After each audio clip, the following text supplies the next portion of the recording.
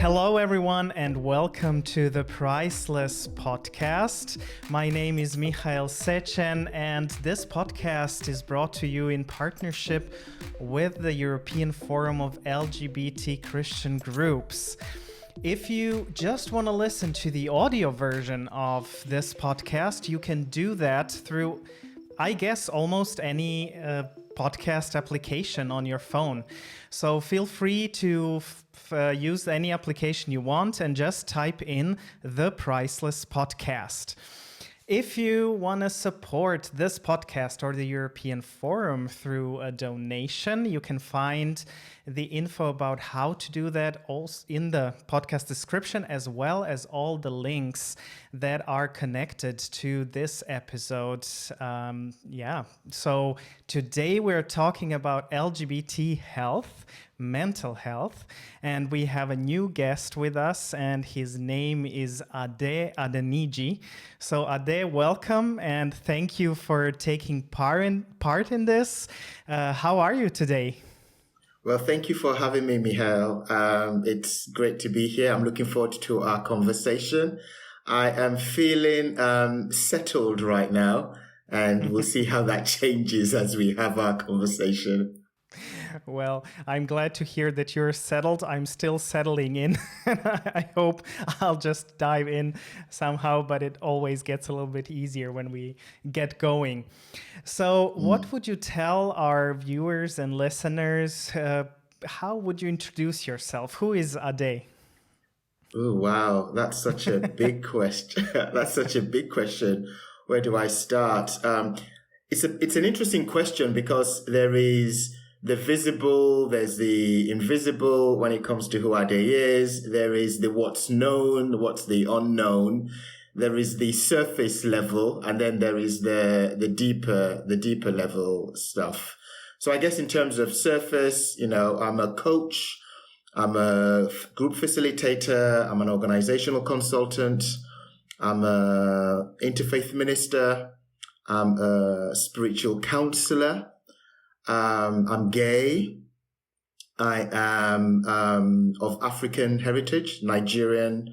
If I'm going to be really specific, I was born in the UK, but lived my formative years in Nigeria and moved back to the UK when I was 19. But I guess one of the things that really, defines Ade in terms of who I am is something around this search for belonging. So I was born in the UK in the late 60s, and I lived with a white foster family for the first 6 years of my life.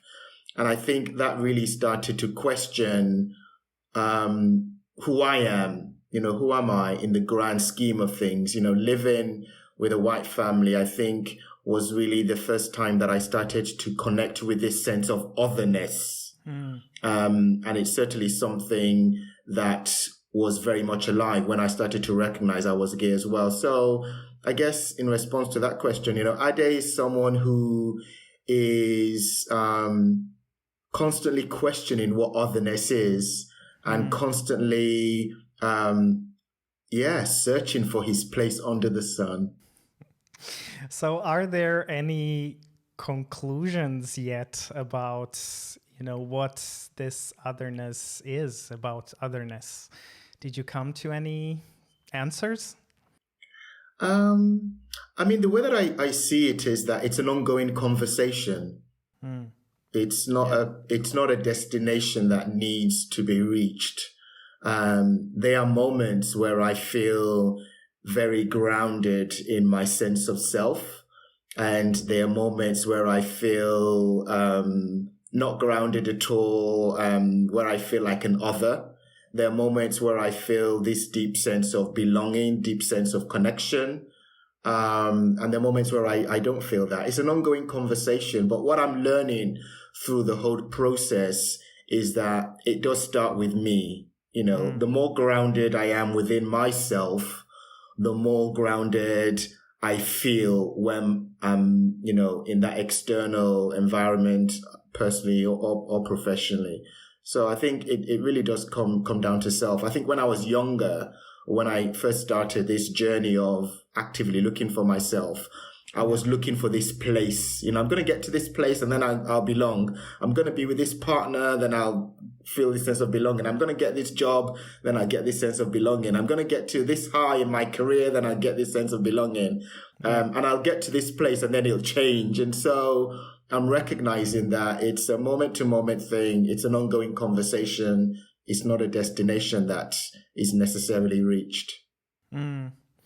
I have to ask you, because we're talking about LGBT mental health, and I just realized it's like you're talking also a little bit about me when you're talking about this journey and of, thinking, oh, when I get there, then I will feel that I belong. When I get there, there, I think also different aspects, when we think, oh, when I have this, then I'm going to be happy, or when I get there, then I'm gonna be who I'm supposed to be.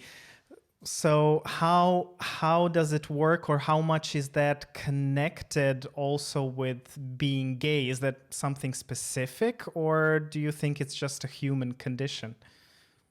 I can talk about my own lived experience, and I guess those who are watching, those who are listening, also need to tap into their own lived experience to find out what holds truth, what is true for them. So in our conversation that we're having today, the stuff that I'm going to be talking about, these are not instructions. These are not directives. These are glimpses, things I've learned along the way, things that I've learned in the work that I do. One of the things I'd like to mention is I co-run a social enterprise in the UK called The Quest, and we work with gay, bi, and queer men around helping them be the most integrated version of themselves, helping them show up wholeheartedly as themselves. But going back to your question, I think it's a human question. It takes a different form when it comes to our sexuality or our gender identity. It takes a different form when it comes to maybe our race and ethnicity. It takes a different form when it comes to our ability or disability. So there are different layers that affect it. But I think if you were to look at the human journey, I think many of us go through that sense of, when I get over there, I'm going to be complete. And complete means something different to everyone. Or when I get to that place, I'm going to be whole. When I get to that place, I'm going to be enough. So it looks very different for everyone. But I personally believe, from having spoken to many people about this, that it is part of the human journey. This hunger, there's I'm not sure what tribe talks about this, the hungry ghosts, these hungry ghosts that we feed and feed and feed, but they're just never satisfied. So it's almost like we all carry these hungry ghosts within us that are constantly looking to be fed, but they're just never full, regardless of what we feed them with. And, I think social media really plays to this a lot, actually, because we're in a world where there's a lot of disconnection, there's a lot of isolation and loneliness, and social media sometimes can give us that illusion of connection. Can give us that illusion, and so it can feel like, oh my goodness, I need to get X number of likes, I need to get X number of reshares, and if I don't get that, I'm not enough, I'm not worthy. And so I think it plays out in different ways for different people, but I think it's part of the human journey. Yeah.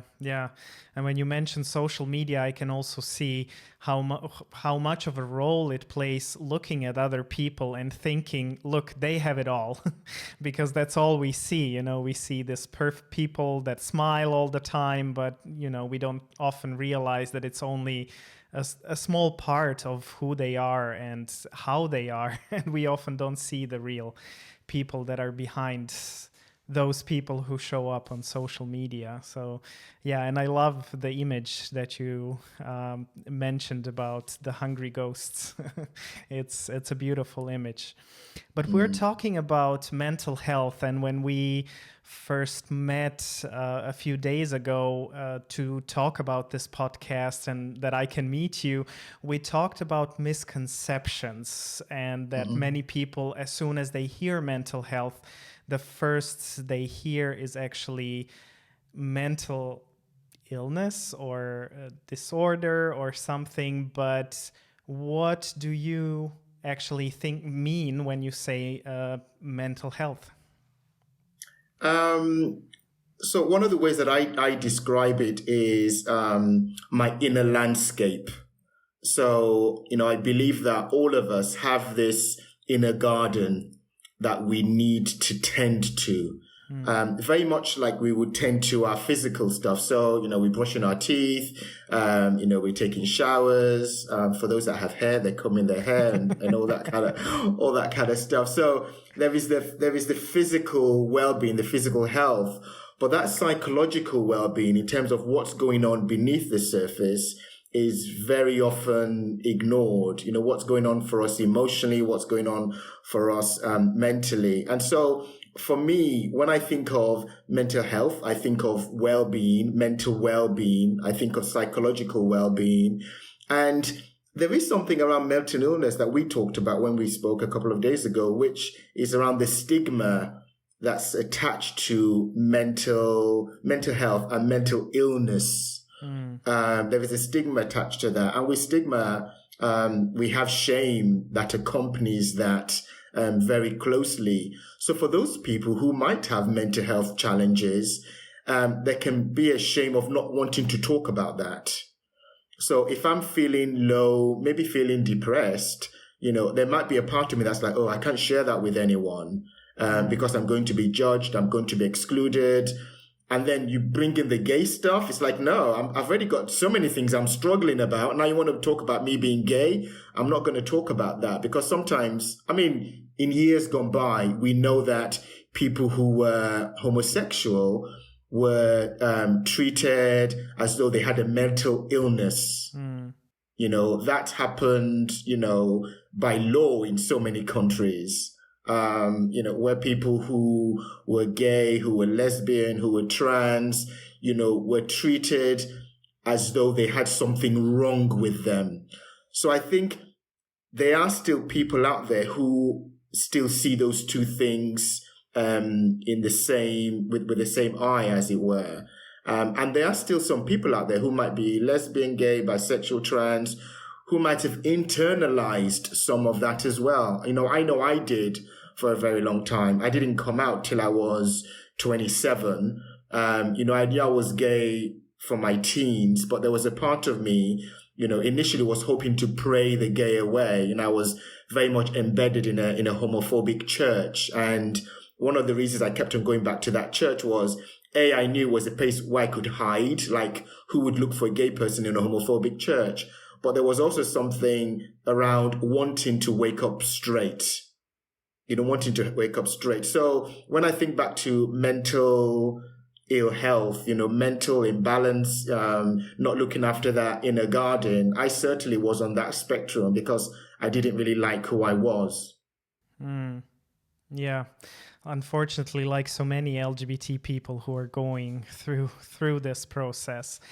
So when you think about LGBT and mental health, what is something that you find specific within this topic or, space? I don't know how I would call that, in this field. Yeah. Is there anything specific from your experience, and what is it? There is the minority stress theory that, those who are listening might be familiar with. And this is really, the stress, sometimes pain, often trauma that comes with being a minority. And so, for many people who are, they probably grew up in a home where, both their parents, either one of their parents, might not have necessarily been LGBT. And so there is that otherness that might start to creep in at that early stage in terms of, I am different. I am different. What does that mean? What story am I making about that? One of the models that I like in talking about this is something that was in The Velvet Rage, published by Alan Downs many years ago. So it's a great book for those people who are listening or watching this. Even though it's written from a gay man's perspective, there are women that I've spoken with, bi people I've spoken with, who said, I can relate to that as well. So I think, if there are people who are not gay who are reading it, just sort of try to see if you can see it from your own lens. So in the book, he talks about these 3 stages that gay men go through. That first stage he calls the overwhelmed by shame. So this is that stage where, we might feel this sense of there's something wrong with me, I'm flawed, I'm broken. And so we might deny our sexuality. We might deny sexuality. Yeah. Someone might get married. Someone who's gay might get married. Someone who's, lesbian might get married to someone of the opposite sex. Or we split ourselves. So we are different versions of ourselves with different people. So just going back to shame, just to explain shame very briefly. So shame, is that feeling of there is something wrong with us. There's something wrong with us. The researcher Brené Brown defines shame as, that intensely painful feeling of or experience that we are flawed and therefore unworthy of love and belonging. Yeah. So this deep sense of there's something wrong with me. So there is that stage that many, going back to Alan Downs' book, gay men, but I think it applies to not just gay men, that sense of being overwhelmed by shame. It's so overwhelming we have to hide. So that's the first stage he talks about. The second stage that he talks about compensating for shame. So compensating for shame is where we go, okay, yeah, I know I'm gay, I know I'm lesbian, I know I'm bi, but I'm going to be the best gay out there. I'm going to be the best gay. So this is where we compensate. We might do things like seeking that validation. So for myself, when I was in, and I still visit that domain of compensating for shame. But when I'm in that domain of compensating for shame, this is where, I might do things. I used to do things like my career. Like I wanted to be the best at my job. I wanted to be at the top when it comes to positions within my profession. I wanted to earn a certain amount of money. I was going to the gym constantly. I wanted to have that 6-pack, those pecs. This is where we go, yes, I know there is that flawed thing, but I'm going to compensate and cover it all up. Yeah. And thereby look for that validation wherever I can get it. So that hunger to sort of feed those hungry ghosts. And then the third stage that he talks about is cultivating authenticity. So this is where we go, there are all these challenges when it comes to my life story. Shame has been part of it. Shame is still part of it. But I'm going to do my best to be the best version of myself, to integrate all aspects of myself. And the way that I see it, and I think we talked about this, is it's not a one-time journey. I don't think for us as, gay people, people who are lesbian or bi or transgender, I don't think anyone goes, okay, that's it. I'm done with my overwhelmed by shame story. I would never go back to that place again. We visit it from time to time. So I'll give you an example. I was doing a piece of work. I was going to be doing a piece of work with an organization a couple of years ago.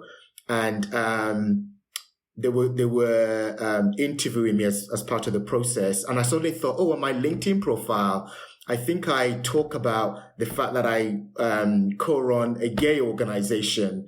Or on my Twitter handle, he talks about me, doing this work. And for a split second, I thought I must go on to my social media platforms and just delete anything, any reference to gay, because there was a feeling that I had that this organization might struggle when it comes to working with someone who was gay. And in fact, I remember going onto Twitter and changing some information. And then like 20 minutes later, I'm like, gosh, Adi, what's just happened there? And I had to pause, and it was shame. It was this residue from the past that was coming up saying, I'm not good enough. I'll only be good enough if I'm seen in a particular way. And then I was like, well, if they don't want to work with me, then I probably don't want to work with them. So I went back onto my social media handle and changed it back and put it back. So I guess I'm sharing that just to say that, you know, that journey of shame that many of us, you know, either LGBTQ, you know, either one of those, many of us journey where it's still there. It's still there. There is this deep wound that many of us experience when we're very young. And whilst that wound no longer bleeds, from time to time, that wound can get activated again and bring some sort of hurt, which might take us to that place of being overwhelmed by shame or compensating for shame. But we want to do our best to be in that space of cultivating authenticity. And I think that is the work. You know, when you talked about it's never ending, I'm so disappointed. Wouldn't it be so beautiful if we could just come to this moment, to a moment and say, I'm done. I'm finally done. Yeah, I am with you on that. I remember attending a program a couple of years ago. It was a 7-day intensive personal development retreat. And as part of the process, we had a one-to-one with a therapist. And I remember saying, I sort of shudder as I say it out loud now, but I remember saying to the therapist, you know, I've got this thing around feeling unworthy. And at the end of the program, I don't want to feel that ever again. And I was like, definitely, I'm going to go on this program, and all those, you know, things that are lurking beneath the surface, they're all going to be healed. And having been through the program, it kind of woke me up to the fact that it never ends. Sorry, listeners. No. Sorry, viewers. Yeah. Sorry for bringing you bad news. No, but there is also good news. But before we go into that, I want to ask you, is there anything specific when we talk about LGBT people of faith? Mm-hmm. From your experience, you mentioned that you yourself were part and were going to a church. You were going to church. Is there another dimension added to that, or it's just the same? Yeah, the other dimensions. You know, we all bring different dimensions to our story. So imagine there is the core. And with each experience, with each interaction, there's another layer. That happens. And I think religion, faith, does certainly bring another layer to it. So a little bit about my own background. My family are Muslim. And my mother converted to Christianity when she was very young. So, and I went down that path with her. So I think in the early years, I was sort of in with the Muslim faith because, my grandparents celebrated all the different festivals. But as I started to get older, I kind of went down the direction of my mum. And so I went to church regularly, Sunday school, I was there, and Bible study, I was there, house fellowships, I was there. And I think it was in the church that I first learned that there was something wrong with being gay. I don't remember the exact moment, but I remember for sure, someone reading something from, I think it might have been Leviticus, about lying with another man and it being an abomination. And even though I'd never told anyone I was gay at that point, but just coming across that passage was like, ooh, there is something clearly wrong with me. I must hide this part of me. So I think that wounding that I carried around my sexuality, yes, there was a culture aspect to it in terms of, my heritage being Nigerian. But there was also that religion aspect that was in there as well that said, oh, people like me are abominations. People like me are flawed. People like me are defective. People like me are broken. And I really internalized that.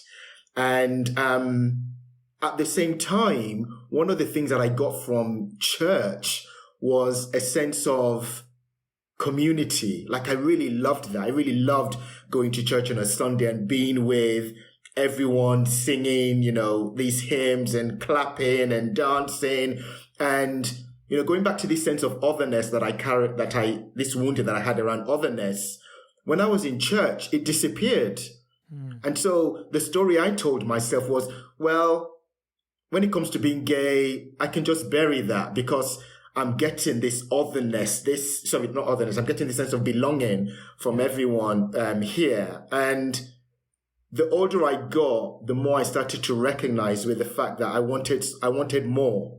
Like it wasn't enough to come to a space and leave my sexuality at the door. I wanted to be in spaces where I could bring everything, my light and my shadow, my strengths and my weaknesses. And the church was not really allowing that.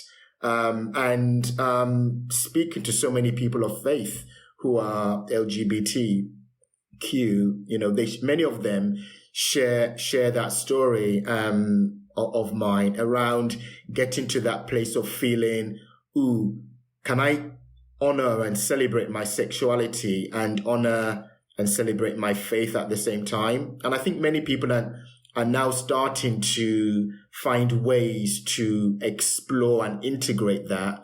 But for a very, very long time, what the church was doing, what the mosques were doing, what other places of faith were doing was inflicting unconsciously wounds on people who were just simply wanting to celebrate God, whichever way they defined God. Yeah, I love it when you insert, you have both backgrounds, like the Muslim and Christian, and you're interfaith minister. And dear viewers and listeners, if you want to know a little bit more about Ade, we also made another part where you can find out a little bit more about Ade's journey. But now let's stick to LGBT health, and something I wanted to ask you, because I said there is also hope. So what can LGBT people do to actively work on their mental health? Yeah, I think all this work starts with self.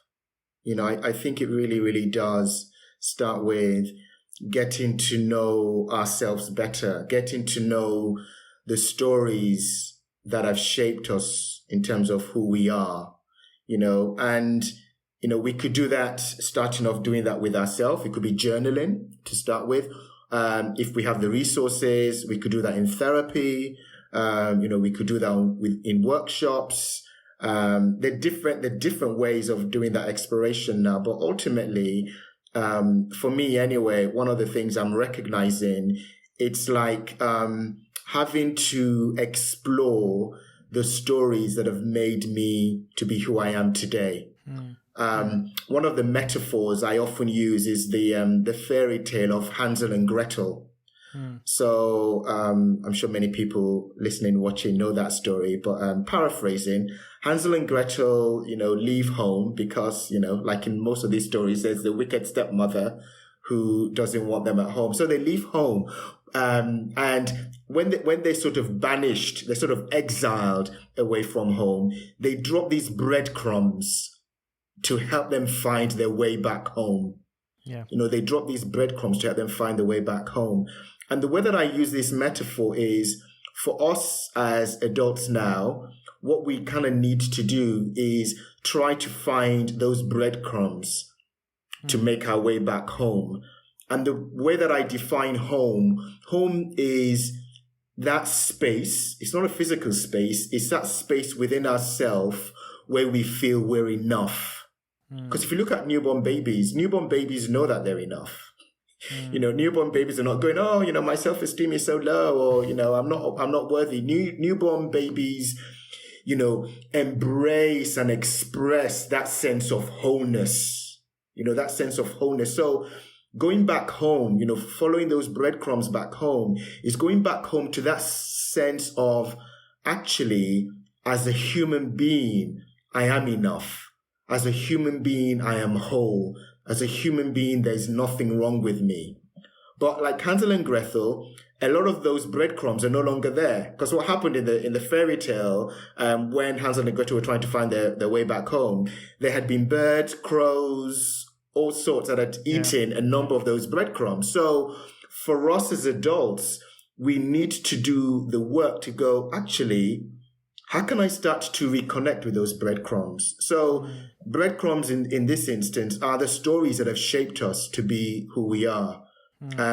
Another example I use for myself. So for a very long time in intimate relationships, I found myself dating the same type of person. Men who were emotionally unavailable, men who were emotionally abusive to some extent. And one of the final relationships that I had before I kind of broke that pattern, I suddenly thought, oh, I'm the consistent part of this story. I'm the actor who is holding on to his part whenever this show begins. I'm the constant. So there is something in my past that is making me attract this type of guy.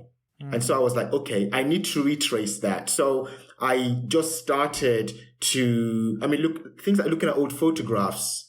I remember I went back to Nigeria to reconnect with, people that knew me when I was growing up, some of my experiences and places that I visited, to find out what was it in my past that was influencing how I was showing up in the present. So that was me, retracing the breadcrumbs. And what it came down to was, my father was very much that way. My father was not emotionally available. There was a lot of emotional and physical abuse at home. Yeah. And so retracing those footsteps, reconnecting and trying to find those breadcrumbs started to help me move forward. Yeah. So the thing is, we're not going to be Lot's wife who looks back and we get frozen. We get sort of solidified as a pillar of salt. We get stuck in our longing. So we're looking back, but we must remember to look forward as well. So going back to that story of Lot's wife, we don't want to get stuck in the past. We want to be able to move forward. What we're doing is we're looking back to understand, to make sense of, but we're not forgetting that we also need to move forward. Is it the same about shame? Is there, when this shame comes up, how can we, grab it by the tail and say, okay, this is it. Now what? Is there anything like practical that we can do when this comes up? Yeah, there's a lot that's out there. And one of the, tools, modalities that influences my practice when it comes to shame is the work of Dr. Brené Brown. Many people watching, listening might be familiar with her. There's a TEDx talk she gave on the power of vulnerability. And one of the things that Brené talks about in terms of shame is that shame needs 3 ingredients to thrive. It needs silence, secrecy, and judgment.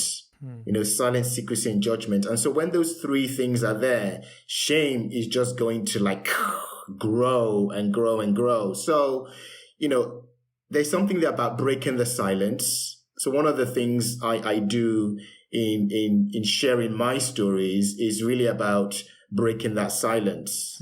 So as part of our work, we want to have benevolent witnesses who are able to hear those stories without shaming us. So for some people, that might be therapy. Yeah. For some people, that might be a really good friend who is able to hold us in compassion. and help us break that silence. They're not going to be in judgment of us as we share, that story. They're not going to be going, ooh, I don't believe you did that. Or, you're now aged, whatever it is that you're aged. I thought that was in the past. Get over it.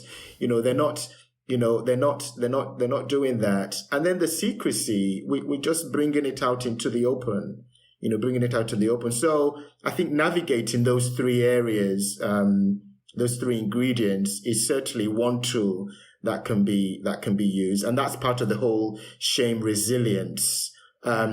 We also, doing this work, we kind of need to start to recognize what are those situations that might activate shame within us.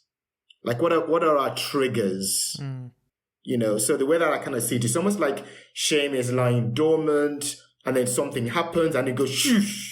Yeah. So for myself, one of the triggers sometimes might be if I'm with a straight man and they're being maybe emotionally open, for instance, for myself, that could very easily activate shame. Like, oh, do they think I fancy them? Do they think something along that? Do I need to play down my gayness, whatever that might mean? Yeah. So that might activate shame in me. So, rather than getting lost in, oh my goodness, shame is here. How do I compensate by being very, very macho, whatever that might mean, by being very straight, whatever that might mean. There's something there about recognizing when I have been triggered, being able to be with those emotions as they're coming up, being able to name it, being able to go, actually, I think that was shame. That was shame, and that's okay. That's shame, and that's okay. That's part of my story. That's part of my story. So being able to name it and then being able to share that story with someone, because it's through sharing it that we start to break that secrecy, that silence, and be in that space of non-judgment.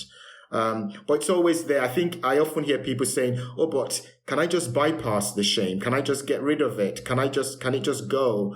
But the thing is, for many of us who have been othered for whatever reason, many of us carry that. It's there. It's lying there. It's dormant. It's very often waiting for something to bring it to life. Wow, I'm actually a little bit experiencing a block because I'm just so focused on what you're saying.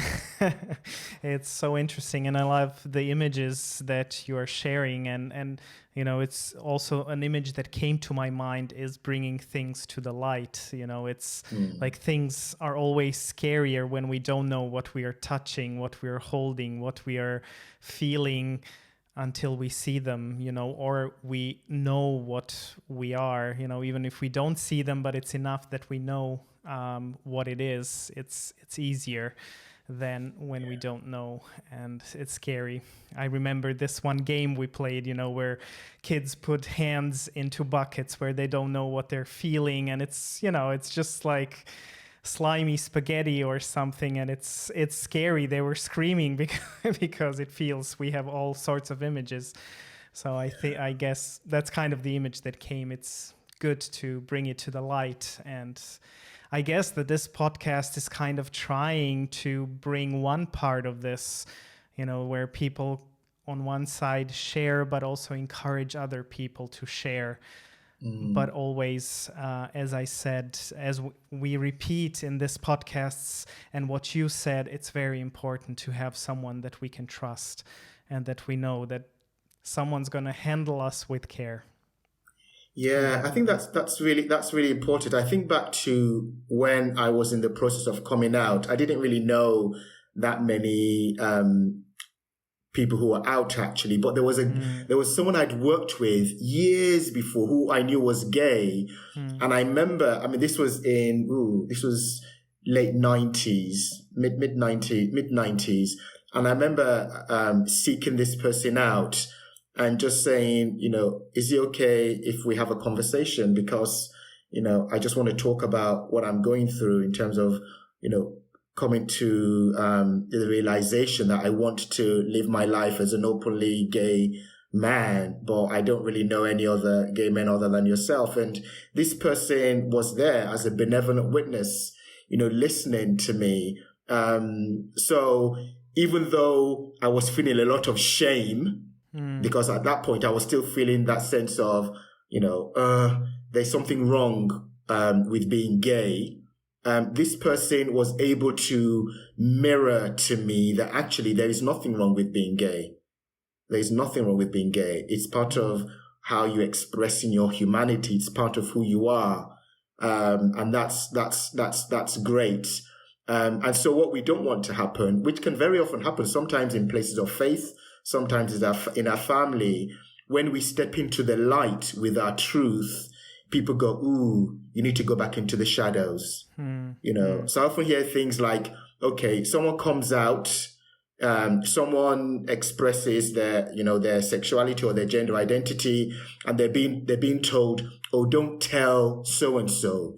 Let's keep it between us. Don't tell dad, don't tell mom, don't tell grandpa, don't tell the pastor. And that's just a way of keeping that thing in the dark. And in the dark, in the shadows, it simply festers, and that shame just grows more and more through that silence, that secrecy, and that judgment. You mentioned that this is an ongoing work, that it's a process, a journey, and something that we always kind of get into a remission, going back into feeling this shame and, reliving some emotions that are connected to our past. So is there something that keeps you going, not to give up, but, to always kind of try and work on this? And do you have a suggestion for other people, for us? What can we do to not give up? Yeah. I mean, I don't want to sort of demonize shame here, because shame is, it's an emotion. We all have it, as Dr. Brené Brown would say. The less we talk about it, the more it's kind of there lingering. So it's there. It's part of the human experience. What I'm learning through my journey is it's not about shaming the shame. It's not about shaming the shame. It's about having compassion for myself. It's having compassion for myself, recognizing that there's so many wounds, so many scars, so many bruises that happen as a result of growing up in a world where we feel other, where we might feel marginalized, where we might not feel this sense of belonging at home or in our place of faith. There's so much that goes with that. So the first part of it, I would say self-compassion. Self-compassion is really, really important. And the work of Kristen Neff really helps me as a model to ground myself. So she breaks down self-compassion into these three components. The first one is self-kindness. So to come from that place of self-kindness as opposed to self-judgment. So self-kindness is in those moments where shame comes up, can I speak to myself the way I would speak to a really good friend? That's a great tool, self-kindness. The second component is common humanity.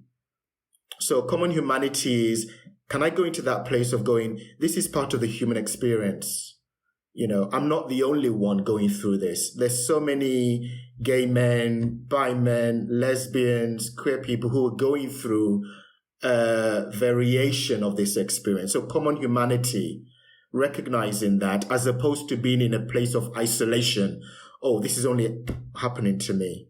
This only ever happens to me. I'm the only one that can relate to this. So being in touch with that space of common humanity. And then the third part of it is mindfulness. So mindfulness is being present to the emotions that are coming up, being present to it rather than over-identification. So the over-identification is where those emotions become part of our identity. Oh, I'm feeling shame, I'm therefore a bad person. Yeah. I'm feeling this particular emotion and this becomes my identity. So for me, self-compassion is a tool that I use all the time. Going to that place of, self-kindness, that space of common humanity, that space of mindfulness. So that does help me. That does help keep me grounded. The other thing that helps me is journaling. Like whenever I'm activated, triggered, I get my journal out. It's right here. I always have it close by with my different colored pens. And, I just journal. And, it could be a couple of lines. It could be something's happened. What were the limiting beliefs that were coming up for me? What were the compensating, coping strategies that I was putting in place as a result of that? So the journaling certainly does help. And then I also see a therapist on a regular basis. And, I used to go through these periods where I'd be like, oh, I think I'm okay and I don't need to see my therapist anymore. And then something will happen, during that day. And I'll be like, okay, it's nice to know that I have a therapist I can go to. So the way that I describe all of this, I also use another metaphor, which is around dental hygiene. So, we brush our teeth, we use, we might sort of floss from time to time, but every 6 months or so, we go to the dentist. Yeah. We go to the dentist for that deep clean, to see the hygienist, that might also come up. So I kind of see the therapy for me as going to the dentist. But there's work that I need to do in terms of brushing my teeth and flossing. And that's where things like the journaling might come in. That's where things like having a conversation with a really close friend who is a benevolent witness might also come in as well. We were talking a lot about mental health, and one thing that came to my mind is I'm meeting so many LGBT people who have problems to either find a partner or stay in a partnership. What is your experience with that? Like, what is making it so difficult, and what can help us help us to overcome this if we have any issues with that? Wow, if I had the answer to that, I think I'd be a billionaire. Definitely. Gosh, I can only really speak from my own lived experience and from some of the experiences that I've observed in people that I've come across. For many of us, there's so many wounds that we bring to relationship. There's so many wounds that get activated when we're in a relationship. Those wounds might be a fear of abandonment. Those wounds might be a fear of being minimized, fear of being shamed. Those wounds might be to do with not feeling good enough. Those wounds might be to do with codependency. There's so many wounds. So I know for myself, one of the things that really did help, and we talked about this, is really identifying what are my own relational patterns. Like what patterns show up for me in relationship, and what can I do to start to challenge those patterns when they might potentially show up. So I think that really is a starting point. What I would say to people is go on a scavenger hunt, looking for those relational patterns. Like what's the consistent story that shows up when you're in relationship? What are the fears that show up when you're in relationship? What are you looking for when it comes to being in relationship? And so I think that really is a starting point. So I know for myself, and I talked about this, one of the relationships that I had that really sort of set me on my own course was this relationship that had been emotionally abusive. Partner was emotionally withdrawn. And when I paused and thought about it, I was like, well, actually, I've been here before. This person is just different in terms of their name and how they look, but I've been here before, and just started to interrogate that. And where I got to was, even though I hated that whole dynamic, there was something so attractive about it as well. There was something so familiar about it. So in fact, I used to say to my friends, if I was in a room with 100 people, I somehow would be able to locate that person who was going to be the person who was emotionally withdrawn out of that 100. Like a moth to a flame, somehow I'd be able to find that. So I think it really starts with us. There's a union union analyst rather, called James Hollis. Amazing books he's got out there. And there's one on relationship called The Magical Other. The search for the magical other. And I think for many of us, not just as people who are LGBT, for many of us, we're searching for this magical other, this person who is going to be our safe haven, this person who is going to meet all those unmet needs from childhood, all those things that daddy never said, this person is going to say it to me. All those things that daddy wasn't able to fulfill, this person is going to do it. And then I'll feel complete and then I'll feel whole. What? There is no magical other. There might be a magical other for the night.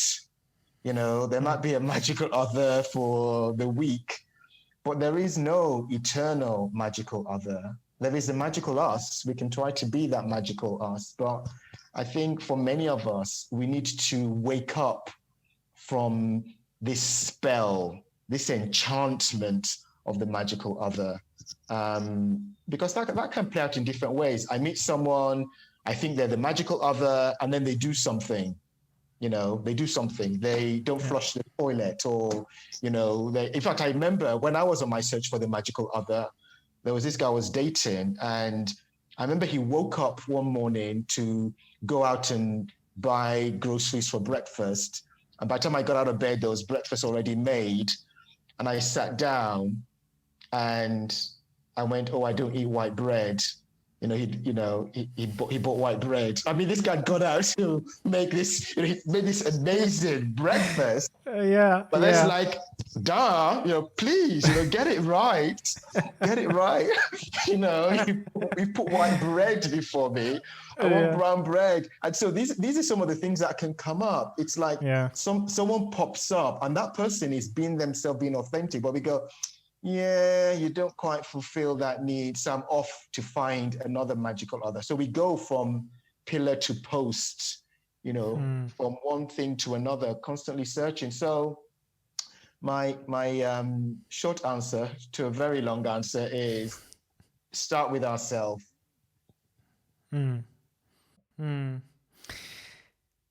We're at the end of this part, but I wanted to ask you, is there anything that you would like to add that you think it's important to mention about LGBT mental health, or anything you think important for our viewers and listeners? What I would say, actually, there is something there around cultivating community, about speaking to other people. So it doesn't need to be a big group, but, finding those people in your lives, in our lives, that we can speak with, finding those people who are able to meet all that stuff that we bring out of the shadows. I think that is really important. It can be very easy for many of us to cultivate this sense of independence. I don't need anyone. I can do it all by myself. But it's really important that we reach out, that we talk. As human beings, we're wired for connection. We're wired for belonging. So what I would say is, to those people who are listening, for those people who are watching, is to, do an audit of the people in your life and, identify one, maybe two people that you can reach out to and have the kind of conversation that we're having now. Where we actually get to witness each other, because that is powerful in itself. That is liberating in itself. Yeah. Well, I want you to have the opportunity to tell people, because you work with Quest. I think you're one of the founders of Quest too. Yes. If people want to get involved, what do I have to do? Or, if you wrote a book or have some really good resources, Of course, we'll put in the podcast description the links to the books that you mentioned that I find really interesting and helpful. How can people, I don't know, reach you or get help from you? I don't know how wide you work. I know you work mostly in England, but yeah, what can people do to find you? Yeah, so for the work we do with gay, bi, and queer men, the URL is thequestawaitsyou.com. thequestawaitsyou.com. And we're on all the social media platforms. So the Quest is on Facebook, on Twitter, on Instagram. We have these Quest Wednesdays, which are free to attend. They're open to gay, bi men all around the world. So people can attend that. I'm also certified in the work of Dr. Brené Brown. So we do work around shame resilience, and that's open to everyone, regardless of their sexuality or gender expression. And information on that can be found on daringeurope.com. And my personal website is walkwithyou.me, and people can contact me that way if they want to. I'm also on social media as well. Great. Thank you so much for being with us. As I said, all the links that were mentioned here will be in the podcast description. This podcast is made in partnership with the European Forum of LGBT Christian Groups. Thank you for being with us, for tuning in, and we'll see each other next Monday. Until then, bye everyone. Bye everyone. Thank you for having me.